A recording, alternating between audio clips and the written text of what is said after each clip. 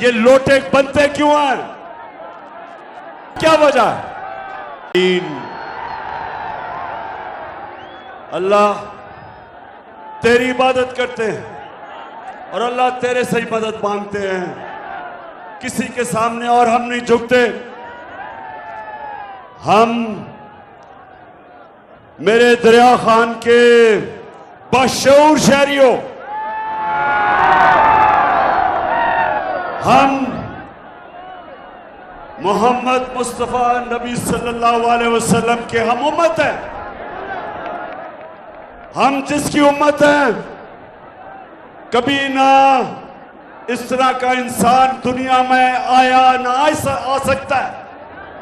और हमारा मुल्क दरिया खान, हमारा जब मुल्क पाकिस्तान बना था तो उसका नारा था कि पाकिस्तान का मतलब क्या और मेरा तेरा रिश्ता क्या, और ला इलाहा इल्लल्लाह का मतलब कि अल्लाह तेरे अलावा हम किसी के सामने नहीं झुकते। तो मेरे दरिया खान के, पहले तो मैं इस गर्मी में जिस तरह आप जुड़े हुए खड़े हैं, मैं आपको सलाम करता हूं।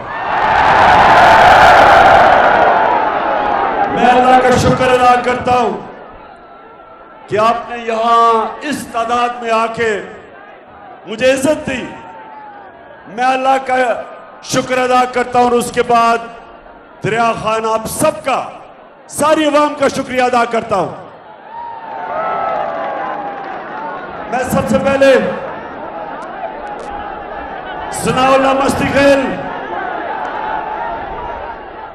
आपको आज मैं खराज तहसीन पेश करता हूं कि आपको पूरी कोशिश की गई लोटा करने की और आप नहीं हुए।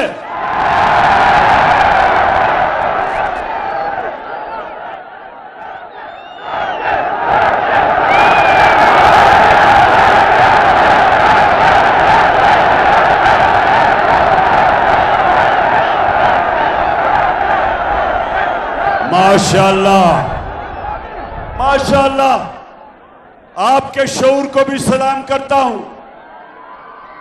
लेकिन मैं ये पूछता हूं कि जो यहां से एमपी बनता है, ये क्यों हर बारी लोटा हो जाता है? जवाब दे। ऐसे गैरतमंद बाशऊर लोगों का एमपी कभी किसी जमात में, कभी लोटा हो के किसी जमात में, इसकी क्या वजह है? अब जरा गौर से मेरी बात सुने। ये लोटे बनते क्यों हैं? इसकी वजह है कि जब एक इंसान का नजरिया नहीं होता, नजरिया एक इंसान को किबला देता है। हम जब नमाज पढ़ते हैं, हम खाना काबा की तरफ देखते हैं, ये हमारा किबला है। उसी तरह जब आप ला इलाहा इल्लल्लाह का दावा करते हैं तो अल्लाह आपको किबला दिखाता है।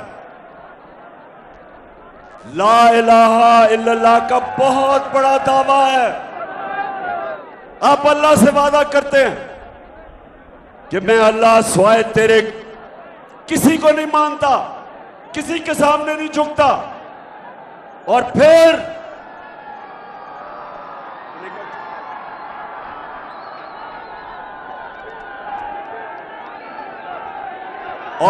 आप कहते हैं मोहम्मद रसूल अल्लाह के, अल्लाह तेरा जो पैगंबर है उसका उसने हमें रास्ता दिखाया, रोड मैप दिखाया, हमें किबला दिखाया, हमें अच्छे बुरे की तमीज सिखाई, हमें हमेशा के लिए आजाद कर दिया। तो मेरे दरिया खान के बाशऊर शहरियों, लोटा तब होता है जिसका कोई किबला नहीं होता। जिधर से उसको फायदा नजर आता है, लोटे का मुंह उधर हो जाता है। किबला जब एक इंसान का नजरिया नहीं होता, जब उसका किबला नहीं होता, तो वो जिधर से जो पैसा देता है, जो इख्तियार देता है, जिधर से धमकी मिलती है, लोटा उधर ही चला जाता है। और जब एक मुल्क के अंदर लोटों की तादाद बढ़ जाती है, वो मुल्क को तबाह कर देते हैं।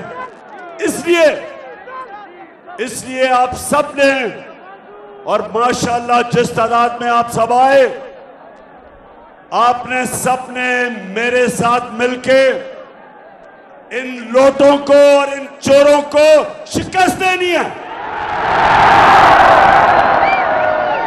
दरिया खान, हाथ खड़ा करके मुझे बताओ कि तैयार हो आप?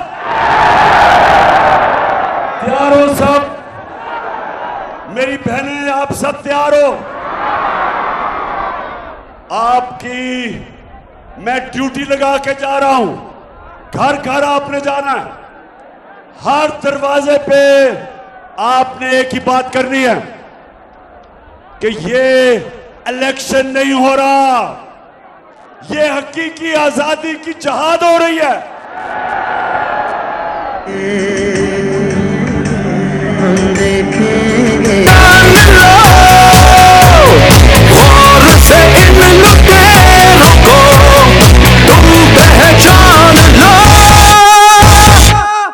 कुर्सी से उतारो। अमेरिका की साजिश के तहत हमारे ऊपर चोरों को और डाकुओं को मुसल्लत किया गया है। ये चोर 30 साल से इस मुल्क का खून चूस रहे हैं। 26 साल से मैं इनके खिलाफ जहाद लड़ रहा हूं। मैं सियासत में आया इनका मुकाबला करने के लिए था। मैं आया ही पॉलिटिक्स में था इन चोरों के खिलाफ। 26 साल मैंने इनके खिलाफ जहाद लड़ी है। और अब अमेरिकी साजिश के तहत और यहां मुकामी मीर जाफर और मीर सादिक ने मिलकर साजिश करके 22 करोड़ अवाम की मुंतखब हुकूमत को गिरा के इन चोरों को हमारे ऊपर मुसल्लत किया। और अब खौफ फैलाया जा रहा है, डराया जा रहा है, धमकियां दिए जा रहे हैं। लोगों को टेलीफोन आता है कि हम तुम्हें ये कर देंगे, हम तुम्हें उठा देंगे, हम जेलों में डाल देंगे। सहाफियों के पीछे पड़े हुए हैं। इमरान रियाज जैसा और रियाज अमीर जैसे सहाफी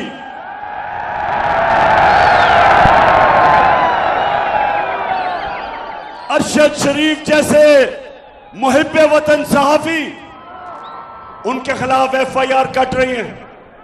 इमरान रियाज को पकड़ के उसके ऊपर साइकोलॉजिकली, मेंटली, ज़हनी तौर पे टॉर्चर किया गया उसको, सिर्फ एक वजह से कि ये चाहते हैं कि हम इन चोरों को तस्लीम कर लें। दरिया खान, बताओ, हम कभी भी इन चोरों को तस्लीम करेंगे? हम कभी भी इन अमेरिका के गुलामों को तस्लीम करेंगे?